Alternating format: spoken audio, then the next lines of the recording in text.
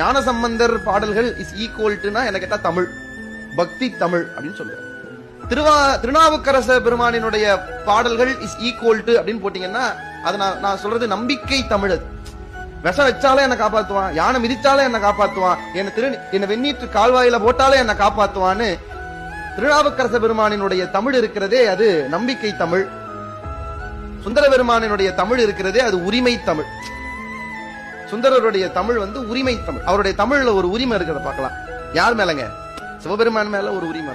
சுந்தரருடைய தமிழ் இருக்கிறதே அது உரிமை தமிழ் என்றால் மணிவாசகருடைய தமிழ் எது என்று சொன்னால் அது அன்பின் தமிழ். சிவபெருமானின் மீது அவர் காட்டிய அன்புக்கு ஒரு வரி வடிவம் கொடுக்கணும்னா அன்புக்கு வரி வடிவம் கொடுக்க முடியாது. எந்த உணர்ச்சிக்கும் வரி வடிவம் கொடுக்க முடியுமானா கொடுக்க முடியாது. ஒருவேளை நீங்க அன்புக்கு ஒரு வரி வடிவம் கொடுக்கணும்னு நினைச்சீங்கன்னா அந்த வரி வடிவம் தான் மணிவாசகர் எழுதிய திருவாசகம்.